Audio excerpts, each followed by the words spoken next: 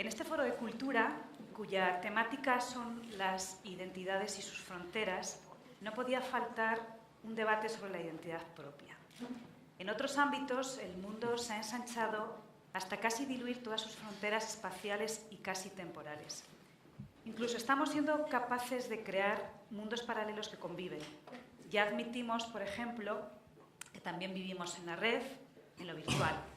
Hemos desdoblado nuestra vida, nuestra personalidad, algo insospechado hasta hace 15 o 20 años.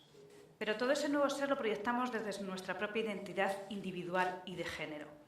Y en la esfera de esa identidad también se están produciendo unos profundos cambios que están cuestionando los viejos estereotipos del reparto de papeles entre los géneros. Históricamente, esos roles estaban muy marcados y han sido uno de los más rígidos argumentos de desigualdad y discriminación. Durante décadas, la batalla contra esos muros infranqueables se centró en los avances por la igualdad entre hombres y mujeres. En las últimas décadas, y en paralelo con esas duplicaciones generales de las que hablábamos antes, a las cuestiones de género se han añadido nuevas demandas y realidades que dejan muy atrás las simples luchas feministas o la denuncia del machismo. Esto no significa ni mucho menos que esa vieja batalla se dé por cerrada. Pero en el desarrollo social, en el escenario social, conviven esas luchas con la llegada de colectivos que reclaman el reconocimiento de esas nuevas, o al menos escondidas hasta ahora, identidades de género. Personas y entidades que rechazan la construcción tradicional, rígida y sin matices, de esas identidades que respondían solo a las convenciones sociales y de reproducción del statu quo clásico. Homosexuales y transexuales van superando el tópico de salir del armario y han situado en el ágora de todos su derecho a la normalidad vital. Surge así la defensa de la construcción de una identidad sexual propia en la que las fronteras, incluso fisiológicas, se borran. La ciencia, la medicina y la investigación genética también tienen mucho que decir en esto. Y la sociedad, la política y otras instancias, como las religiosas, están teniendo que retratarse a la hora de darle cabida y pronunciarse. Probablemente, si a la generación de nuestros padres le hubieran dicho que algún día habría leyes que intentan conceder igualdad de derechos civiles y familiares a personas LGTB, no se lo creerían. Para hablar de todo ello, esta tarde nos acompañan Marina Sáenz, Luis G. Martín e Iñaki Oyarzábal.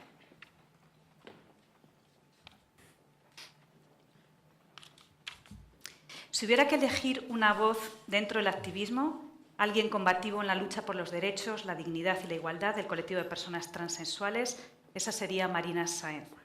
Su trayectoria tiene dos facetas. Por un lado, es doctora en Derecho, catedrática de la Universidad de Valladolid y activista del movimiento LGTB. Ha escrito varios libros y múltiples artículos en publicaciones científicas. Además, es asesora de varias organizaciones y coordinadora del área trans de la Fundación Triángulo. Ha participado activamente en la redacción de casi la totalidad de las leyes adoptadas o proyectadas en materia de identidad de género y no discriminación en España.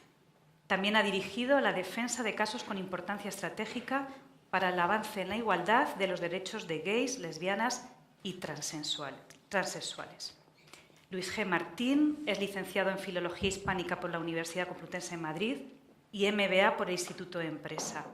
Autor de más de una docena de novelas, ha sido galardonado con el Premio Ramón Gómez de la Serna de Narrativa, el Antonio Machado y el Vargas Llosa de Relatos, y además el Premio Llanes de Viajeras. Su última novela, El amor del revés, es un testimonio autobiográfico a bocajarro de un adolescente que reconoce que el silencio es la mejor de las máscaras, hasta el hombre maduro que rompe con el mutismo y publica un grito contra los disfraces. Es la historia de un camino de perfección que trata de poner al descubierto, sin clichés ni moralismos, la intimidad desnuda de alguien que de repente se siente apartado de las normas sociales y trata de sobrevivir entre ellas. Es también el retrato de una sociedad infectada por la intolerancia y por el prejuicio, que busca enfermedades imaginarias para marcar su propio territorio moral. Los homosexuales han roto ya muchas barreras y estereotipos en España, incluso en el ámbito político. Iñaki Oyarzábal, secretario de Justicia, Derecho y Libertades del Partido Popular en el País Vasco, dio el paso de reconocer públicamente su condición en 2012, justo en un momento en que su partido tomó la decisión de recurrir ante el Constitucional la ley que reconoce la igualdad de derechos a los matrimonios homosexuales. Ha sido concejal en el Ayuntamiento de Vitoria y secretario general del PP en el País Vasco desde 2008 hasta 2014. En 1996 entró a formar parte del Parlamento Vasco. Hechas las presentaciones, entramos en materia y esta pregunta va dirigida a los tres. En este camino hacia las identidades propias, ¿creen que estamos más cerca del momento en que esa identidad se manifieste por sí sola, liberada de ataduras? ¿Y cuáles son las resistencias a combatir en este momento? Por ejemplo. Pues identidades en la frontera, ¿no? Es el título. Y quizás es eso, es decir, que no nos damos cuenta que todos nosotros estamos viviendo con una frontera que llamamos género. Y nos la cruzamos todos los días. Y nos hemos creído los aduaneros, nos hemos creído la línea que alguien ha puesto en la línea, en el suelo. Y no, esa línea no existe, esa línea es convencional, la podemos mover hacia un lado o hacia otro. Si tú le preguntas a los niños de la India cuántos géneros hay, cuántos sexos hay, te dicen que son 3. Si preguntas a los niños de Centroamérica, de las comunidades indígenas, te dicen que son 4 o 5. Aquí nos hemos creído ese patrón hombre-mujer, ese heteropatriarcado, esa división estricta de los géneros y de los roles que tenemos con hombres y mujeres, hasta hacer daño, hasta convertir este sistema en una picadora de carne social. Porque está la génesis ahí de la violencia machista, de la homofobia, de la transfobia, de los techos de cristal cuando te manifiestas como eres, de tantas y tantas actitudes que nos condicionan y que hacen que la mitad de la humanidad, las mujeres, estén siempre en un papel secundario. Igual ya va siendo hora, sin más, de que nos preocupemos de tener buenas identidades, no una identidad normativa, y menos fronteras, ¿no? Quizás ese es el momento en el que estamos intentando convertirnos en seres humanos, en personas libres de etiquetas. Al menos algunas, los que estamos en esa frontera que parece que se ha dibujado y que estamos del otro lado, nos gustaría empezar a cuestionaros a vosotros, los normales, los que hacéis cumplimiento normativo, para ver si verdaderamente este sistema os hace felices o no. Porque no sé si os dais cuenta, pero sois tan víctimas de este sistema de división de géneros como nosotros. Y este sistema os hace a vosotros tanto daño y os cautiva tanto como a nosotros. Quizás va siendo el momento de que os deis cuenta que sois mayoría, pero no sois lo normal, porque no es normal discriminar a la gente. Desde una óptica de derechos humanos esto no es normal. No es normal pensar que puedes poseer a una persona porque su género sea femenino. No es normal justificar o amparar la violencia estructural que vivimos mucha gente, ¿no? Y entonces, por favor, eso, construyamos identidades, pero acabemos con estas fronteras. Esta frontera debería desaparecer. Esta gente tiene pinta maja, ¿no? ¿Es real? Sí. Pero igual tienen que cuestionárselo también, porque si se lo cuestionan, contribuyen, ¿no? Bueno, yo por empezar haciendo un poco de polémica, le voy a llevar un poquitín solo la contraria a Marina. Yo soy, desde hace tiempo, muy partidario de las etiquetas. Yo creo, como soy escritor, yo creo que en mi último libro hay una frase que dice: aprender a vivir es aprender a nombrar. Yo creo que aprender a vivir es aprender a nombrar y localizar cosas. Otra cosa es que las etiquetas que hemos usado durante décadas y durante siglos son etiquetas terriblemente infectadas. Eso sí, y que hay que reubicar ese mapa de las etiquetas, que las etiquetas son muchas más de las que hemos estado usando, que los adjetivos que iban pegados a la etiqueta de mujer o a la etiqueta de hombre o a la etiqueta de homosexual o a la etiqueta de transexual eran adjetivos equivocados, que tienen que ser matizados, que tienen que ser políticamente revisados y que tienen que ser socialmente integrados. Esa es otra historia y esa es la lucha política que yo creo, política no parlamentaria ya, o también, pero no solo parlamentaria, sino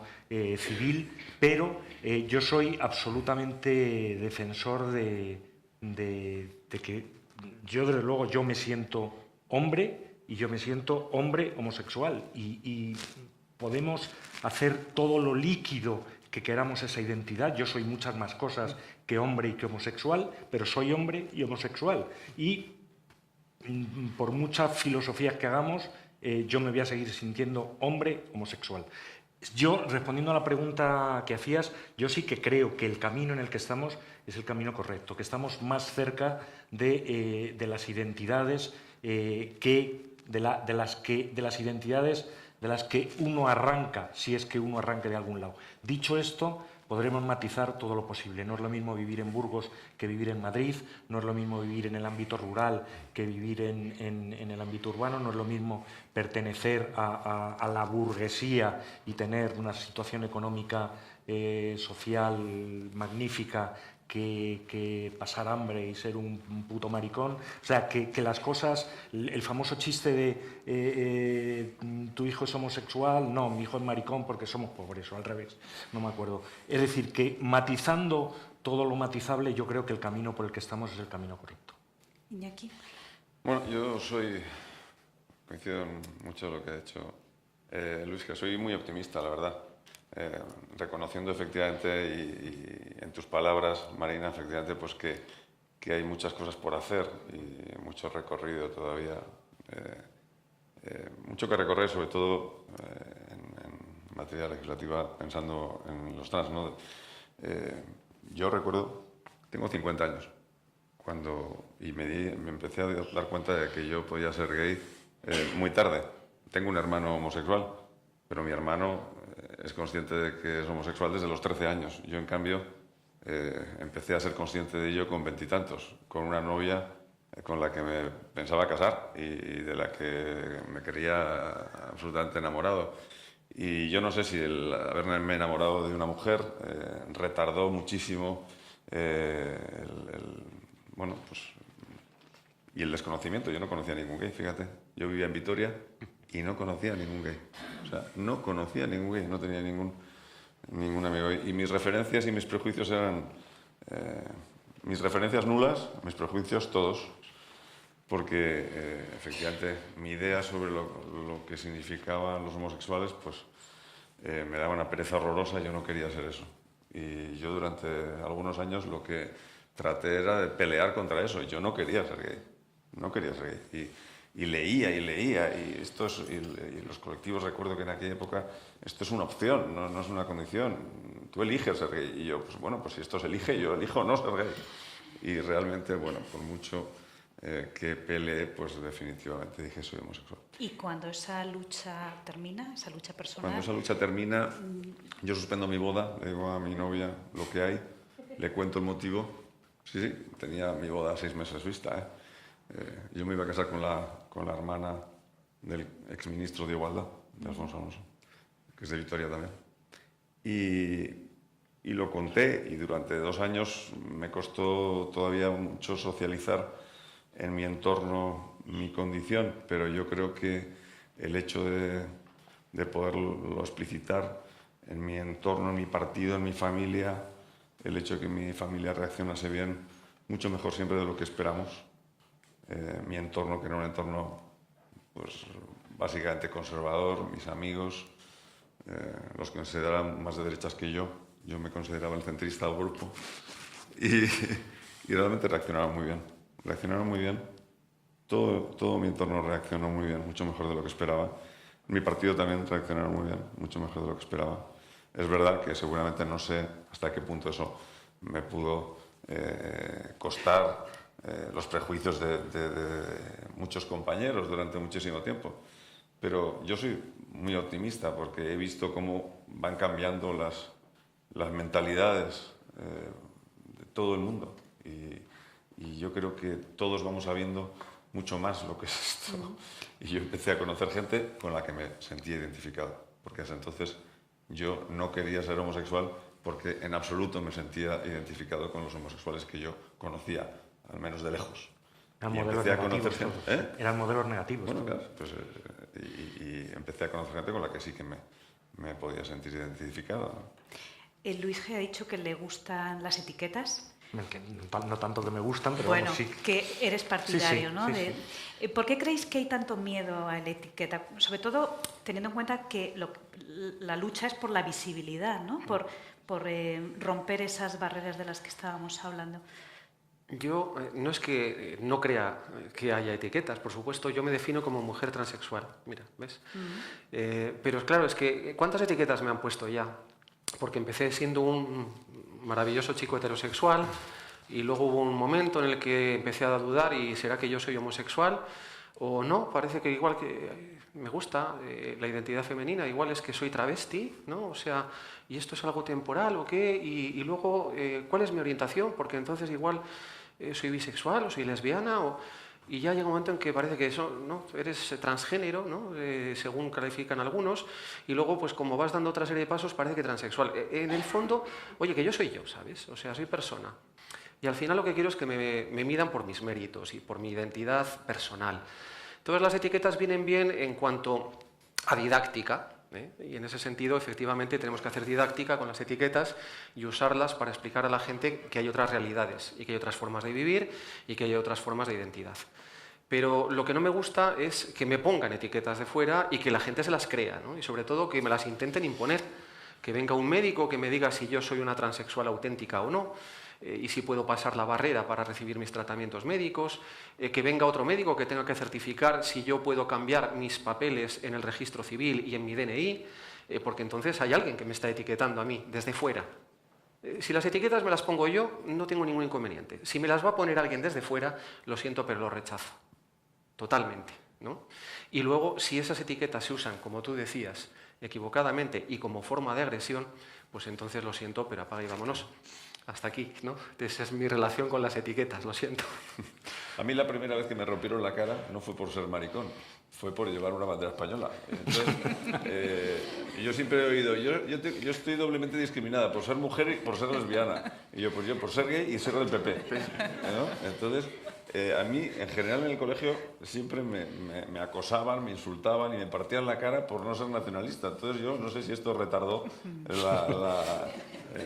mi conciencia de soy gay. No, yo primero soy español. Y entonces, antes de ser gay soy español, pues no sé qué soy. Pero yo recibía bofetones por llevar la bandera española.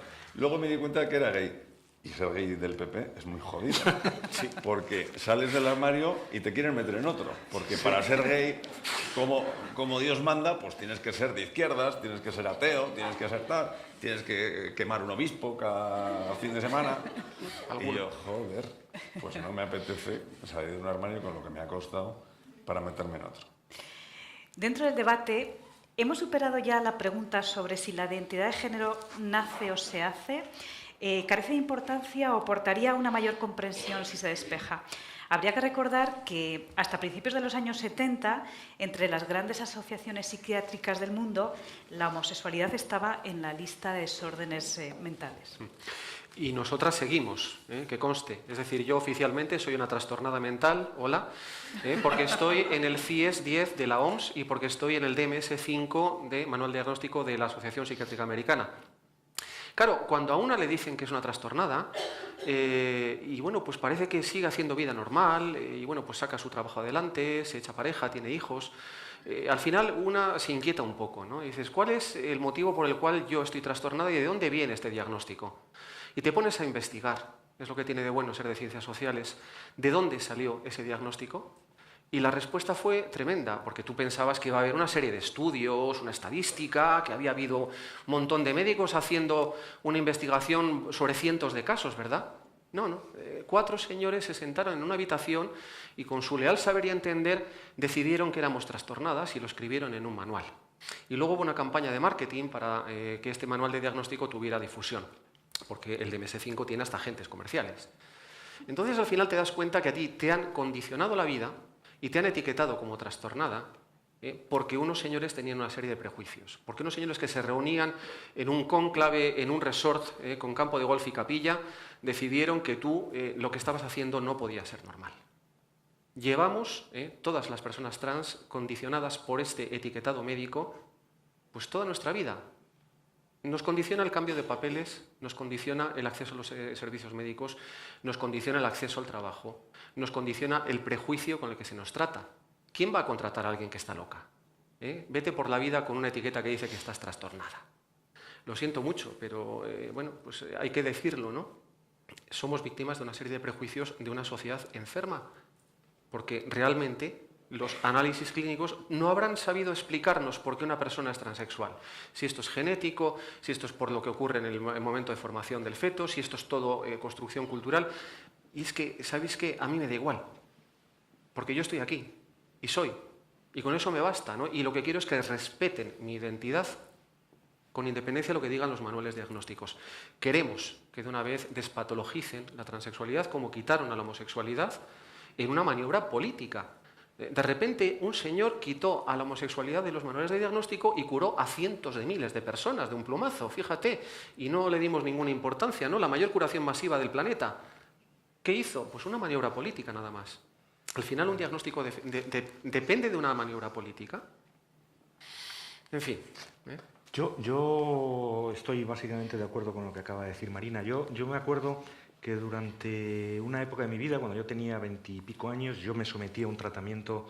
En aquel momento a mí era la moda, por otro lado, el conductismo, no este tipo de tratamientos, pero el conductismo era la moda psicológica en alza, y el conductismo dice, como ustedes saben, que en el fondo cualquier cosa de nuestra identidad, cualquier conducta, cualquier forma de ser, cualquier temperamento, en el fondo es algo aprendido, y que si es algo aprendido es algo que se puede desaprender. De forma que yo me convencí de que la homosexualidad era algo que yo no sabía dónde lo había aprendido, porque yo no había ido a bares nocturnos infernales, como dice el obispo de Alcalá, ni a sitios, ni tenía entorno en el que pudiera haber aprendido eso, pero lo habría aprendido en algún lado, y me sometí a un tratamiento para desaprender eso y para convertirme en heterosexual. El resultado a la vista está. ¿Electroshock? ¿Eh? ¿Del electroshock?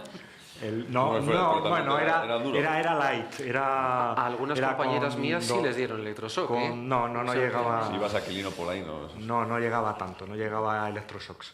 Y bueno, el caso es que después de esa fase yo me convencí, y ahora soy agnóstico en cualquier caso, que es más o menos lo que venía a decir Marina, yo me convencí que sí que hay una razón genética, que hay algo en el nacimiento, y hay algunas cosas que yo creo que ya están demostradas. Yo estoy casado con un gemelo cuyo hermano gemelo es también homosexual, y esto ya sería demasiada.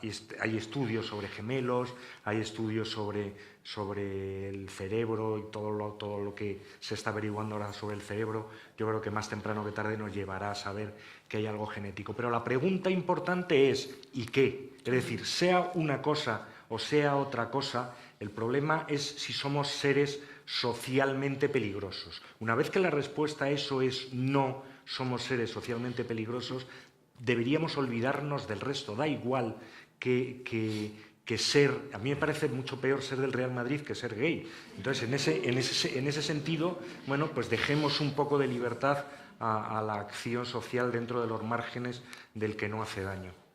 A la naturaleza le gusta la diversidad. Es bobada, y esto ha estado siempre en la historia. Todos los que piensan, es que esto es algo muy moderno.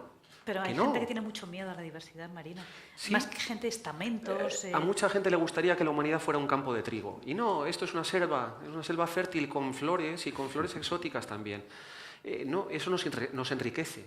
Esa es la realidad. Y en cualquier periodo histórico, en cualquier cultura humana, ha habido personas homosexuales, lesbianas y transexuales. O sea, desde el Neolítico tenemos constatación de que esto es así, desde que las primeras comunidades humanas fueron humanos. Con lo cual, o sea, el etiquetar como enfermedad lo que no es más que una condición humana es perverso. O sea, es auténticamente perverso, porque es cruel, es negarnos nuestra riqueza, es negarnos una parte de nuestra sexualidad, es negarnos, en definitiva, la dignidad unos a otros. Y es eso, es decir, si esto es una cuestión de derechos humanos.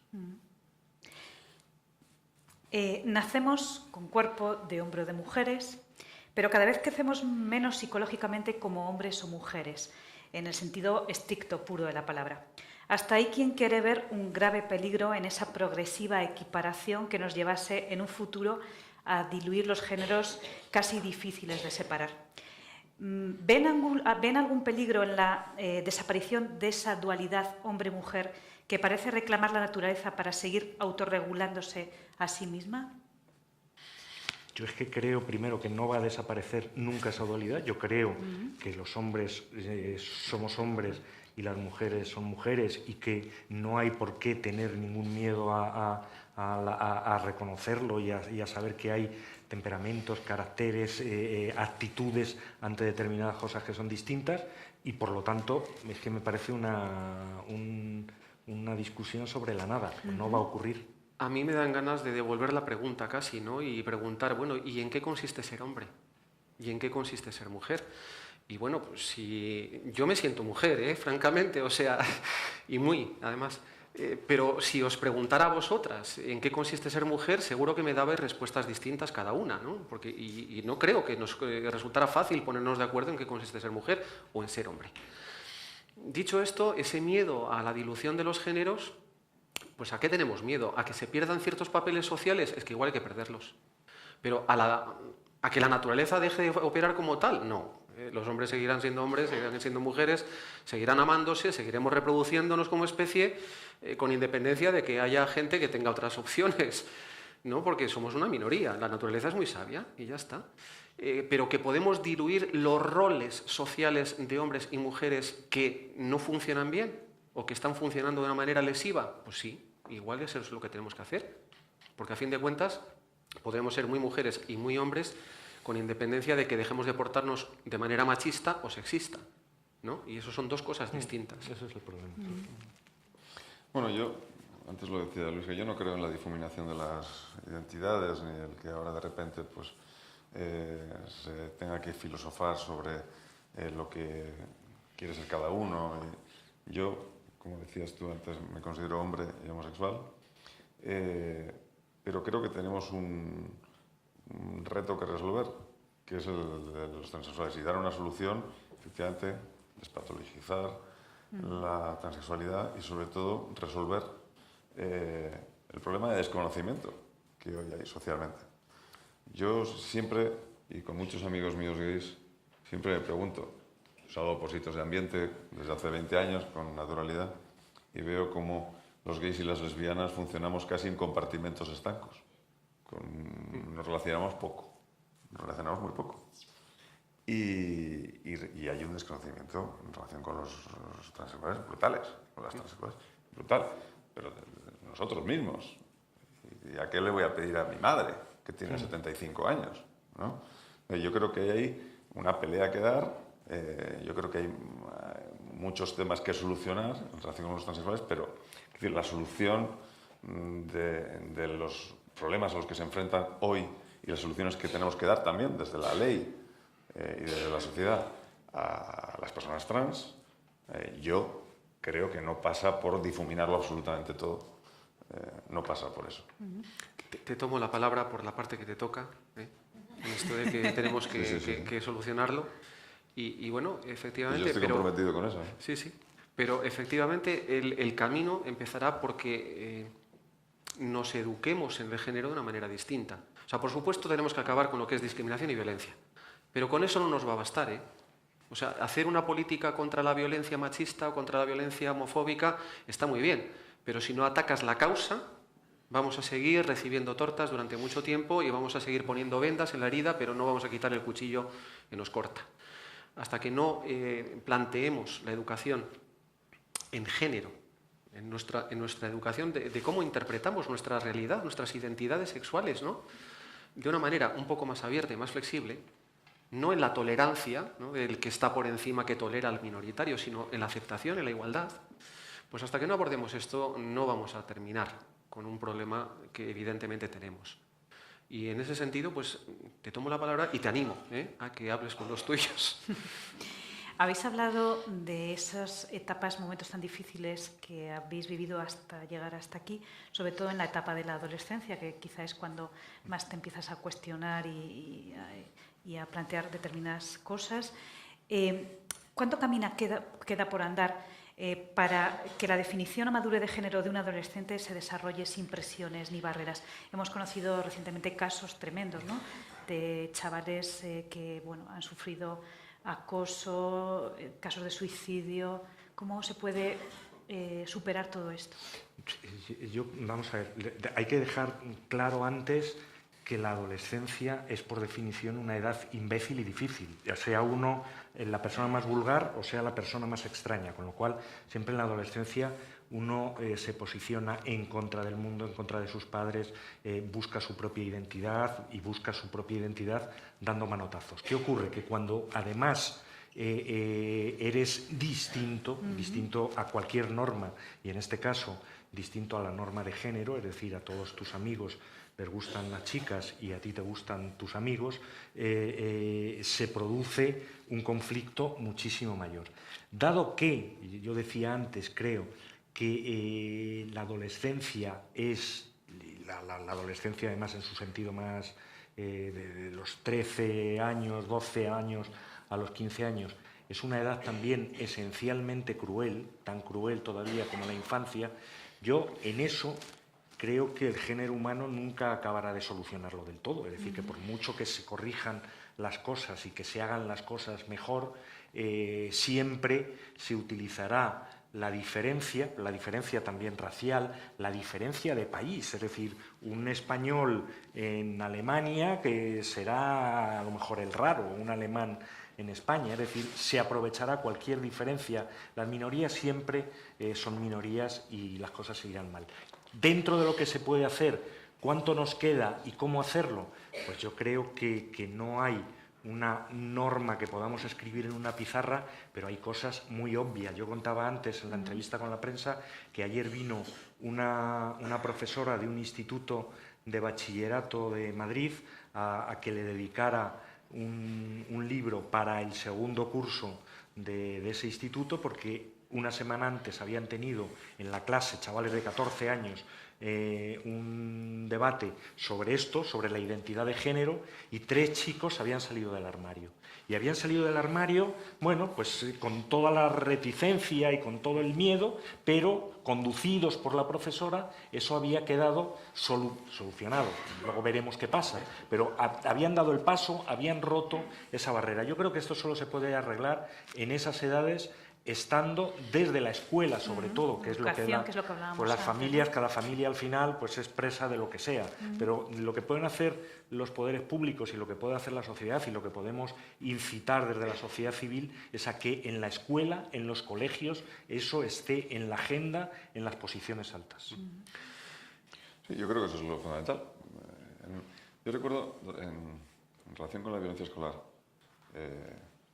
esto viene de atrás, pero 2004 fue una fecha muy importante porque se suicidó Joaquín, un chico de Fuenterrabía, sí. Tuvo mucha repercusión mediática y a partir de ahí empezaron a ponerse en marcha protocolos para prevenir efectivamente esa violencia escolar.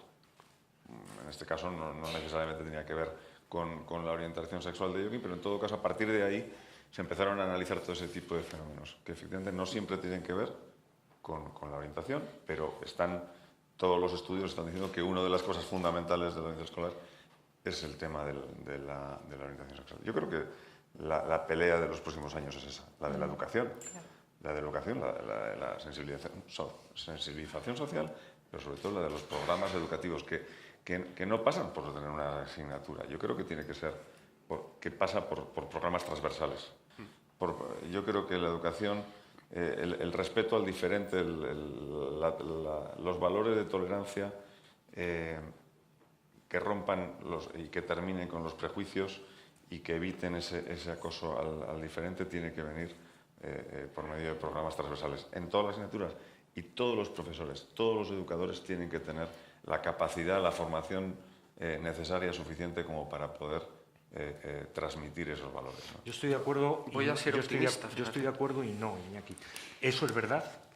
Yo creo que todo tiene que ser transversal, pero en el fondo a un profesor de matemáticas lo que le tenemos que exigir es que sea buen profesor y sea profesor de matemáticas. Discrepo totalmente. No discrepes completamente, porque al final lo que ocurre, esto es lo mismo que ha ocurrido, todos estamos también de acuerdo con que la enseñanza debería ser bilingüe. ¿Qué ocurre? Que luego llegas y no encuentras los profesores. Sí, no, evidentemente. Entonces lo que digo es, un problema, pero... dicho esto y estando de acuerdo, es decir, si encontramos muchos mirlos blancos, de acuerdo, no seré yo quien lo discuta, ojalá. Mira. Pero yo además sí que creo, y Iñaki ya sé que seguramente no lo cree, que la asignatura de educación para la ciudadanía, o se llame como se llame, tiene que estar ahí, y eso tiene que ser algo que alguien específicamente preparado para enseñarlo lo enseñe, más allá de que el resto de... estoy de pero acuerdo. yo creo que a más. Pero, O sea, sí, yo sí, estoy de mira, acuerdo sí, con sí. una asignatura de ese tipo, se puede llamar de otra manera, que puede ser de valores cívicos, de ética, lo que sea.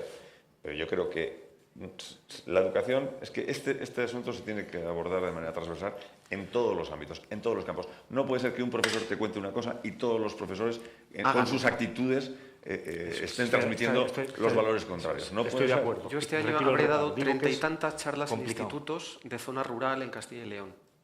O sea, y estoy esperanzada porque los chavales de 12 años nos dan 3 vueltas.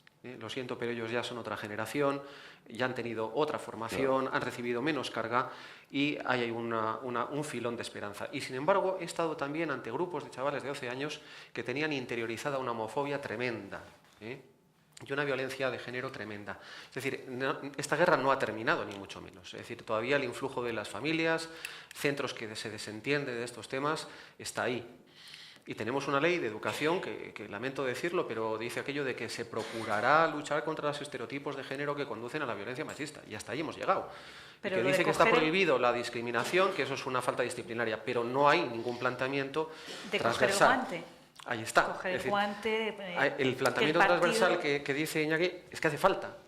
¿Por qué? Porque cada persona cuenta. Es que en esta guerra estamos todos. Vale, yo doy matemáticas, pero efectivamente, cuando tengo al rarito en clase, puedo tener una actitud respecto a esa persona y debo tener una actitud ante esa persona. O sea, al final, cada persona, cuando se enfrenta al problema de la diversidad, marca una actitud. Y ahí, lo siento, pero el sistema educativo tendría que ser un bloque.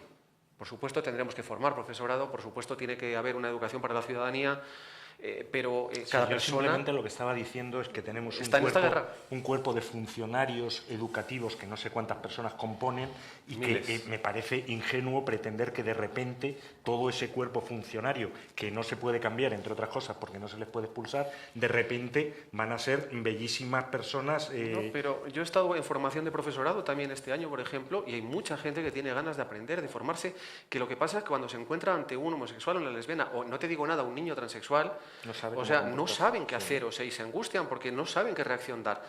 Pero también están los que deciden rechazar como opción de base.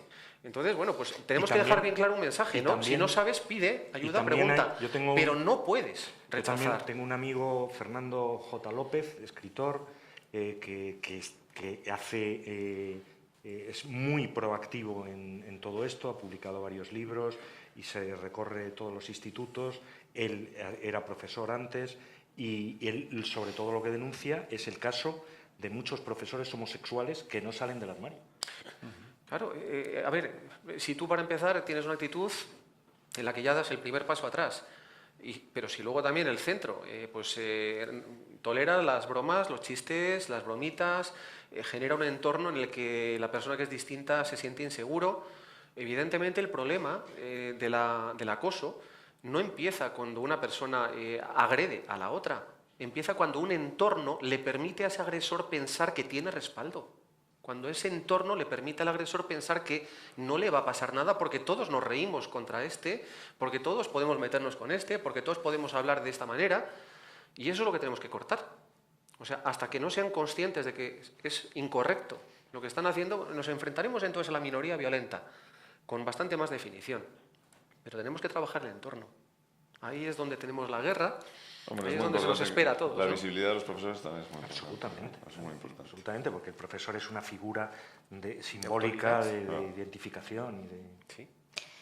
La defensa del derecho a la identidad de género la realizáis desde 3 planos diferentes. Marina desde el educativo y el legislativo, el normativo. Iñaki desde el ámbito político y Luis G. desde el plano literario. ¿Son planos complementarios? ¿Faltan otras parcelas en las que abrir este debate? ¿Cuáles son esas resistencias sociales más difíciles de vencer y que habría que conquistar. Estabais hablando ahora, por ejemplo, del plano educativo. Hay otras... Yo te diría que hay un plano que compartimos los tres y que a mí me parece que es el más importante, que es el de la visibilidad. El meramente humano, el de comportarse y el de servir sin querer ser modelo de nada, el de servir de modelo de persona normal en los sentidos en los que seamos normales cualquiera de nosotros, que se desenvuelve, que vive, que tiene trabajo, que tiene pareja, que tiene familia, que viaja y que tiene momentos de alegría y momentos de depresión. Y luego en el resto, pues yo creo que cada uno tenemos nuestros ámbitos profesionales, por decirlo de alguna manera, bueno, por decirlo de la manera que hay que decirlo, que son en los que tenemos más capacidad de actuar, y es en lo que intentamos actuar, claro. Vuelvo a ser optimista, porque recuerdo pues, cuando hace años empezábamos, ¿no? Y las resistencias que había. O sea, y las actitudes de frontón, ¿no? Que tú podías decir lo que quisieras y era como si estuvieras tirando la pelota al frontón, que siempre volvía. Y como poco a poco, en el paso de los años, pues ojalá pudiera decir que esto es un reloj suizo que funciona bien, pero no. Pero es verdad que cada vez me encuentro más en educación, en el ámbito político, en cualquier ámbito donde vas, con gente que tiene ganas de hacerlo bien, con gente que tiene ganas de cumplir con su trabajo como profesionales y respetando, ¿no? Evidentemente todavía te encuentras pues, esa generación política del ordeno y mando y de la misa no sé dónde, que se resiste. Todavía te encuentras a gente pues, en educación que tiene un prejuicio claro establecido y que no hace su labor de intentar que los alumnos desarrollen su personalidad, pero ya son una minoría. O sea, es que ya podemos decir aquellos de tranquilos, ¿no? Que son pocos y cobardes, que poco a poco los estamos ganando el terreno y la batalla social. Ahora, nos queda todavía, hasta que limpiemos la cantidad de prejuicios que hay en esta generación, pues nos queda mucho. La batalla gorda es esa, ¿no? La de limpiar ideas, estereotipos, prejuicios. Y ahí, pues, algunas no sé si lo vamos a ver, pero por lo menos estaremos en ello. Bueno, has dicho que eres optimista, con lo cual... Sí, soy optimista. Y somos unos niños, además. Y además es que va rápido, ¿eh? O sea, vamos avanzando rápido. Hemos cogido carrera. Lo único que tengo miedo es de tropezar, ¿eh? Por ir más rápido. Quizás. Yo soy muy optimista, desde luego. En relación con las reformas, vamos, las necesarias en relación con los trans, hay ya muchas comunidades autónomas que se han movido. El PP en casi todas estaba ahí, unas veces más de perfil, otras veces más tal. Es normal, oye, nosotros vamos con una base social que es a la que hay que cambiarle los estereotipos, ¿eh? O sea, esto cuesta más, o sea... Pero están dispuestos, esto cuesta más, Marina, pero ¿están dispuestos a coger el guante ya en queda, esta legislatura? Bueno, yo creo que lo que queda, porque yo defiendo la igualdad de los españoles ante la ley, lo que queda es dar coherencia a las leyes autonómicas. No puede ser que haya 10 comunidades autónomas con unas leyes en un determinado sentido y otras que no tienen nada. Que no tengan nada, ¿no? Entonces yo creo que ahora lo que falta son leyes nacionales que den coherencia a todo esto.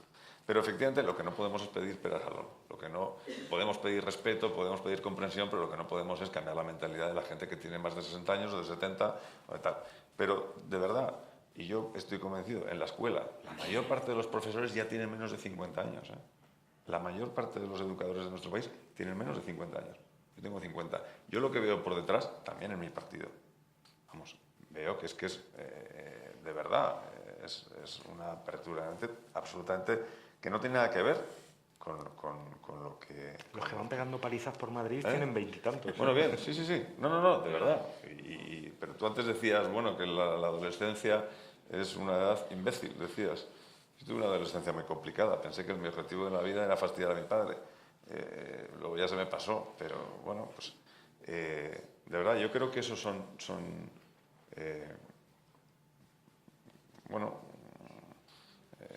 minoritarios.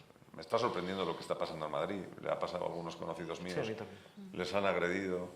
Conozco a algunas de las personas que han agredido en los últimos meses y te choca cuando le conoces, ¿no? Eso es como cuando en el País Vasco pues, sufrían el acoso terrorista, pues personas cercanas. Eso es cuando de repente dices, ¿qué coño está pasando? ¿No? Pero es porque ¿Qué está vosotros pasando en Madrid? tenéis menos visibilidad. No creo que... ¿eh? Que vosotros tenéis menos visibilidad. Pero no es una cuestión de los políticos, ¿no? No será de los No, políticos. me refiero a la gente gay o lesbiana en general tiene menos visibilidad. O sea, o saben o no saben qué eres, ¿no? Una persona trans, por ejemplo, tiene una visibilidad muy fuerte y entonces nosotras percibimos el nivel de tensión muy fácilmente. Esto es como el ecosistema, Pero ¿no? bueno, Sí. están dando palizas a Sí, homosexuales, ¿no? A Claro, cuando te transexuales, ¿no? identifican. A lo que voy es a que yo salgo y todos los días me tropiezo con gente que me ve, me calibra, me juzga y reacciona, ¿no? Y entonces pues ves las reacciones a favor, las reacciones de me río, las reacciones morbosas, las reacciones de insulto, de agresión. Entonces el nivel de tensión social nosotros lo notamos muy bien, ¿no? Esa es la realidad. A vosotros cuando se os identifica corréis el riesgo de la agresión con mucha facilidad. Nosotras estamos en constante sobreexposición. ¿Os habéis topado alguna vez con reacciones agresivas personalmente? O sea que... Sí, claro. Yo nunca. Iñaki. No, pero bueno, igual por ser... A mí me han insultado, a mí me han tirado a empujones de un garito gay porque no sé qué había dicho Ana Botella y entonces... Lo de las peras y le manzanas. querían dar las hostias en mi cara, ¿no? Entonces he tenido que salir de vez en cuando un garito, pero por ser del PP, no por ser gay, básicamente. Marina, sí. Yo sí, vamos, he tenido suerte, la verdad, cosa que muchas compañeras mías pues no. Y no hablo de las que viven en otros países porque, por desgracia, pues yo he tenido mucho trato con gente de organizaciones de otros países en Latinoamérica y en África y cuento las muertas, o sea, cuento las que fueron asesinadas. Algunas que eran buenas amigas y cuento las que han muerto por marginación y por miseria. O sea, y esa es la realidad. Es decir, en este planeta esta es una isla, este país es una isla en el que nos hemos ganado ese derecho a las alamedas del que hablaba antes, ¿no? Pero en el conjunto de este mundo las personas transexuales viven una violencia estructural terrible y sufrimos asesinatos y agresiones muy constantes. Aquí, bueno, pues este país ha mejorado muchísimo. Evidentemente tenemos algunos núcleos pequeños, reducidos, que todavía están dispuestos a practicar la agresión, pero que son conscientes de que ya están condicionados y que la policía está encima de ellos. Se puede disparar, por supuesto, la situación. Pero hemos mejorado mucho. O sea, yo ando por cualquier sitio, voy a cualquier pueblo y hace años esto no era así, ¿eh? O sea, en muy poco tiempo hemos ganado mucho espacio. La Iglesia Católica sigue considerando cualquier identidad que salga de las peras y manzanas como una enfermedad que hay que tratar. Muchas sociedades islámicas, hablabas de la violencia fuera de España, también lo ven así, incluso lo condenan a la pena de muerte. En más de la mitad de los países africanos es delito. Vladimir Putin los persigue en Rusia y en Cuba oficialmente no hay homosexuales. Independientemente de los avances que se han dado en países como España, parece obvio que a nivel mundial queda mucho por hacer y que en esto, como en tantas otras cosas, el lugar en el que naces marca también tus posibilidades de identidad. Luis G. ha hablado en alguna entrevista alguna vez de derribar el muro de Berlín gay. ¿Para cuándo esa utopía? Yo te diría que, de todas formas, en esto yo también soy optimista, ¿eh? Porque, fíjate, desde luego lo que ha pasado en España, cuando yo tenía 20 años, ni se me pasaba por la cabeza que pudiera ocurrir. Pero hace 15 años, a mí no se me pasaba por la cabeza que lo que está pasando en América Latina, no tanto en Centroamérica, pero en América Latina, pudiera pasar, que son sociedades muchísimo más machistas y en algunos países realmente se están alcanzando cotas de normalidad que eran impensables. Entonces, es verdad, primero, que allá donde las iglesias, no solo la católica, sí, tienen todavía las sociedades teocéntricas, las cosas van mal, siempre.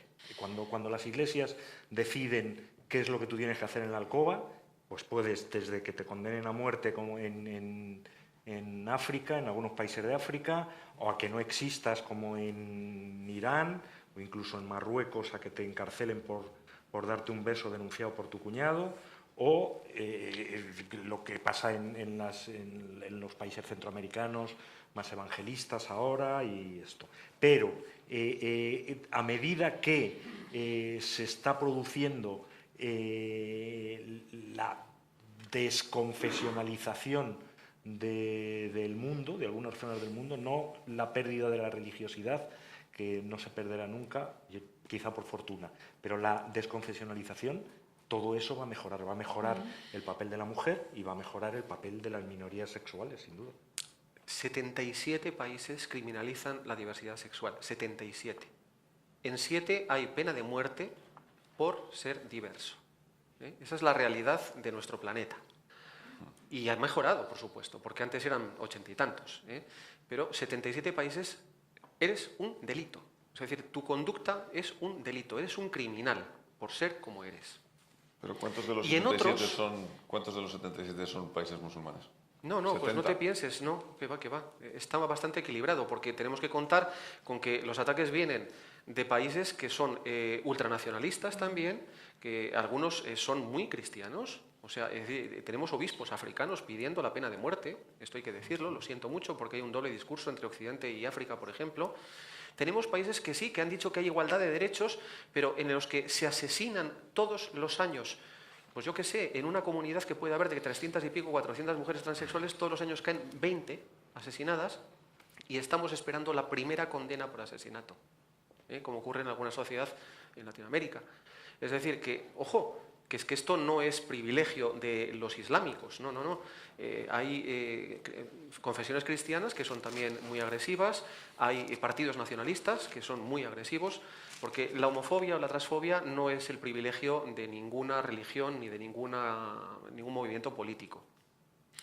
Ahora, las religiones tienen un papel muy importante en esto, y yo lo siento mucho. Si te señalan como un mal ejemplo de vida, si te llaman aberración contra la naturaleza y contra el mandato de Dios, si lo más que te ofrecen cuando ya han perdido la batalla social es caridad y comprensión, si renuncias a tu vida, a tu orientación, a tu vida sexual, pues perdonen, pero esto no es amor. O sea, una sabe cuando la quieren y esto no es amor. Y entonces aquí el discurso religioso sigue haciendo mucho daño y sigue permitiendo a mucha gente sentirse legitimada para discriminarte o para agredirte. Y eso es un problema. Bueno, yo creo y más que no. en aquellos sitios donde todavía las confesiones religiosas son la base de la vida en comunidad, como ocurre en muchos sitios, pues en Latinoamérica, en Centroamérica o en Asia. Yo creo que aquí hace ya menos daño porque en ese aspecto al menos, yo creo que en la mayoría, pero en ese aspecto al menos la Iglesia ha perdido toda su credibilidad. Pues le sigue mucha gente Aunque todavía ahora haya dado y tiene pequeños influjo. pasos, el actual Papa ha abierto pequeños resquicios. Perdona, pero a mí me ha ofrecido caridad. Y yo no le he pedido caridad. O sea, es que no se le he pedido. Yo lo que pido es aceptación. Lo que le pido es respeto. O sea, y entonces, si me miras desde arriba y me ofreces caridad, pues lo siento, pero no la quiero. Esta es la cuestión. O sea, no me parece eso de amar al prójimo como a ti mismo. O sea, si eso es amor, pues venga Dios y lo vea. Entonces, aquí alguien tiene que dar algún paso. Y hay iglesias que los han dado. O sea, yo contaba antes la anécdota de cuando fui a la abadía de Westminster y el deán de la abadía de Westminster me da la bienvenida y me da un abrazo y me dice, encantados de que vengas aquí a rezar con nosotros. Bueno, pues la Iglesia anglicana ha dado ese paso, demostrando perfectamente que el cristianismo es compatible con el respeto a la diversidad. Hay iglesias y confesiones musulmanas que son muy tolerantes. Entonces, no es una cuestión de una religión o de un modelo cultural, es una cuestión de quitarnos los prejuicios y de que algunos señores den ese último paso en la consideración de la dignidad humana. Bueno, yo creo que viendo lo que hablabas de los 77 países donde todavía se persigue como delito y lo que están pasando los gays, lesbianas o transexuales en muchos otros países, yo vuelvo a ser optimista. Yo creo que donde más ha avanzado en los últimos años, donde se garantizan nuestros derechos es en las democracias liberales, en las democracias occidentales, en todos los países de base católica es donde más se ha avanzado, con los cañizares de turno que tanto nos agobian y tanto de verdad, nos provocan repulsión, ese tipo de actitudes que mantienen los cañizares de turno. Sí, yo creo que debemos reconocer que en los países donde la base social es católica es donde más avanza. No, cristiana, católica no. Bueno, no. Cristiana. No, y dentro de la cristiana, la católica, porque donde menos es donde están los ortodoxos, los evangélicos y no sé qué. No, hombre, sí, pero quiero decir, ahora mismo yo acabo de venir de... Bueno, salvamos a los ingleses, ¿vale? Claro, Vale. en Canadá en las iglesias hay banderas gays, o sea, quiero decir que... Pero me refiero que, vamos, no reconocer los avances de los gays, yo creo que esta es una pelea que también se tiene que dar en la Iglesia española, como se ha dado en la derecha española, pero se dará también en la Iglesia. Y no reconocer los pasos que están dándose también dentro de la Iglesia es también taparnos los ojos. Es decir, se están dando pasos, pero seguramente te parecerá poco lo del Papa, pero vamos, te puedo decir sí, cómo se revuelven muchos cardenales y muchos obispos con algunas de las cuestiones que está haciendo el Papa. Esperemos al siguiente Papa seguramente para estar contentos, pero yo creo que no reconocer los pasos que está dando la Iglesia también, primero para tratar de reconducir toda una posición que ha mantenido contraria y que su base social esté dispuesta también a hacer ese recorrido sin traumas, yo creo que lo están haciendo. No sé si muy lento, seguramente muy lento. Me da cierto miedo la cosmética, ¿no? O sea, la limpieza cosmética a veces mejora la imagen, pero no el fondo. Entonces, a mí me da cierto miedo que estemos ante una operación de cosmética y no ante un cambio real, porque me parece primero que va lento. Segundo, que estamos hablando de que cada día que se mantiene esa postura hay gente que muere, y yo estoy diciendo ya gente que muere, gente que está destrozada su vida y discriminada por ese entorno, con lo cual a mí me parece que urge. Y entiendo que la Iglesia tiene procesos lentos, ¿no? A Galileo lo indulta 700 años después, pero claro, si vamos a esperar 600 años a que esto cambie, pues va a ser triste consuelo para muchos. Quizás esperemos que vayan a otro ritmo, ¿no? Sinceramente. Reconozcamos que... Quizá esos pasos sean definitivos el día en que entre sotanas también acaben saliendo del armario. ¿O? No, si ha habido siempre, por Dios. Si antes era el único sitio donde podían vivir. O sea que... Yo creo que el cabreo de la Iglesia, en buena medida, es que los gays aprendieron a vivir fuera del convento. Para mucha gente, la visualización del mundo... El Partido Popular es la primera organización gay de España. Yo llegué a pensarlo en un momento. Os decía que para mucha gente la visualización del mundo LGTB son los días del orgullo gay. Yo creo que el mejor día del orgullo gay será el día que no hagan falta.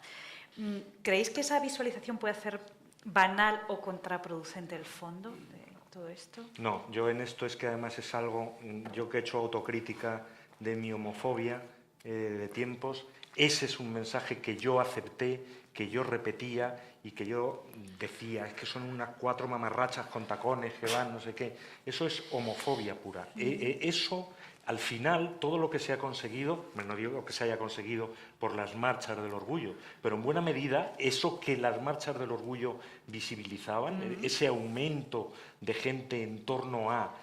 no solo de gays, porque en las marchas del orgullo, en las de Madrid, desde luego, estaba lleno de gente que al final estaba con esa causa, sí, sin ser gay. No solo no son contrarias, sino que han abierto el camino, han asustado un poquitín a quien tenían que asustar y han dado a los que necesitábamos en su momento el arropo de saber que las calles también se podían llenar con gente que defendía una identidad propia y un modo de vida, han sido absolutamente útiles y siguen siendo útiles. Y además yo defiendo enconadamente que las manifestaciones festivas tienen que ser manifestaciones festivas y que otra cosa ya, y esa es una discusión que yo prefiero que no tengamos, es la del mercantilismo de algunas manifestaciones y estas cosas, pero que las manifestaciones en las que haya gente desnuda, con tacones, con bongos y bailando, tienen que ser así. Las manifestaciones sindicales a lo mejor tienen que ser de otra manera, pero las manifestaciones del orgullo gay tienen que ser así. La primera manifestación de orgullo gay en Madrid reunió a 12 personas y además pues los maldieron a palos. Y ahora estamos en manifestaciones que reúnen a 1,000,000 y pico de personas a veces. Entonces, el que diga que no vale esta visibilización, pues está ignorando una realidad, ¿no? Y cuando tú llenas toda la Gran Vía, es que estás transmitiendo un mensaje social, estás involucrando a mucha más gente que no es ni homosexual ni lesbiana y que está ahí. Está ahí dando un apoyo y diciendo que apoya la diversidad. Por supuesto, bueno, pues podremos discutir la mercantilización que algunos quieren hacer de esto y como que igual quieren dejar de tener ese aspecto reivindicativo, ¿no? Porque es una fiesta reivindicativa y es las dos cosas. Es una forma imaginativa y vistosa de reivindicar. Pero, ¿por qué ofende tanto? O sea, porque de repente hay unas personas que van vestidas de manera más o menos estrafalaria o desnuda. Oye, ¿habéis visto cuando se sale a celebrar que ha ganado la selección española cómo va la gente? ¿Alguien ha visto San Fermines, cómo va la gente? Entonces, y eso no ofende. O sea, iban pintados, iban medio desnudos, iban vestidos de manera estrafalaria, iban... Las procesiones. ¿Y las procesiones? ¿De qué van disfrazados? O sea, y eso no ofende, ¿no? Entonces, aquí ofende lo que ofende, justo porque está reivindicando lo que reivindica. No nos engañemos. Con lo cual hacen falta, está clarísimo. Iñaki. Bueno, a mí no me ofenden los estrafalarios, pero yo sí que tengo algunas críticas que hacer. Yo he ido a muchas manifestaciones del orgullo gay muchísimos años, hasta que de repente salí del armario públicamente y ya no puedo ir, pero, porque soy del PP, entonces no te dejan. Pero es verdad que... Sufres una doble discriminación. Hombre, ya te lo estoy contando. Es verdad que los gays, en el orgullo, prácticamente no vamos a chocar porque está lleno de heterosexuales. Y no puedes caminar, no te dejan pasar y hay unos tapones en las calles y se pone insufrible. Pero está claro que es una manifestación de todos y de todas. No es una manifestación donde están allí los homosexuales y las lesbianas. Va todo tipo de gente. Pero es verdad que, reconociendo lo importante que ha sido todo esto de tantos años, yo se lo digo a muchos responsables de los colectivos, ¿no? O sea, yo creo que también el reto de los próximos años no es seguir haciendo lo mismo, es también tratar de que esa manifestación, y en esa manifestación se pueda sentir identificado todo el mundo. No se puede seguir permanentemente encerrados politizando los temas y entonces si eres del PP no puedes ser gay. Entonces, vamos a ver, yo creo que tenemos que poder transmitir el reto de los próximos años es explicar que los homosexuales, yo estoy empeñado en hablar de los homosexuales, pero las lesbianas, los homosexuales, pues los hay musculosos, los hay flacos, los hay gordos, los hay feos, hay guapos, hay tontos, hay imbéciles, hay listos, hay sensibles, hay zoquetes, hay tíos que no tienen ninguna sensibilidad, abogados del Estado, mecánicos y todo tipo de gente. Incluso del PP. Incluso del PP. Y seguramente igual hay más del PP que de otros, pero bueno, oye, como no nos dejan ir... A mí me encantaría ver, de verdad, la pancarta de las nuevas generaciones gays Pues en el desfile del Día del Orgullo Gay. O sea, espero que algún día estéis ahí. Que no nos dejan. Oye, que de verdad que hemos... Oye, que queríamos poner... Ya teníamos la autorización, oye, ponemos un autobús. Pues no nos dejan. Un autobús del PP ahí, ¿pero por qué?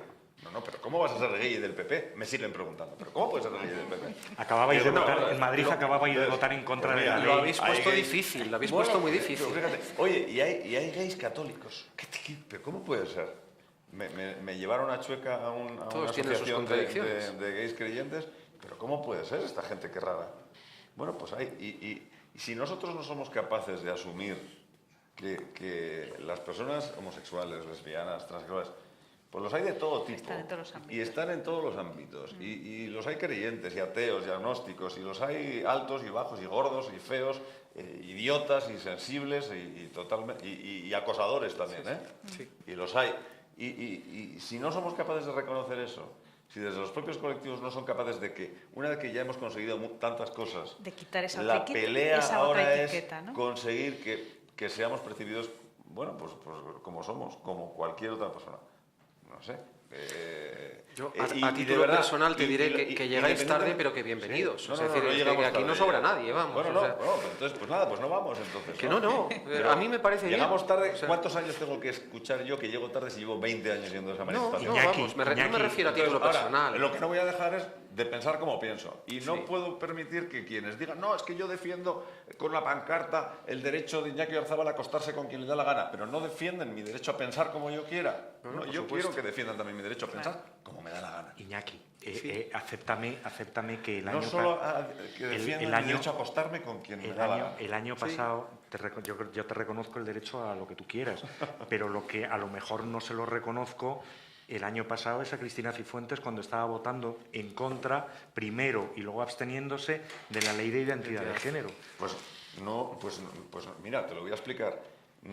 Primero, no votó en contra, se abstuvo. Pero se abstuvo porque presentó un proyecto de ley de identidad de género. Y como lo había presentado el PP y Cristina Cifuentes, y además lo presentó de la mano de algunos colectivos, los de la oposición cogieron y dijeron, no, pues vamos a presentar otra ley distinta, que era en el 90%, en el 95% la misma. Sí, como redactora de base de los dos. Bueno. Me tocó poner en negro sobre blanco lo que utilizó ella como base y lo que utilizó después los colectivos.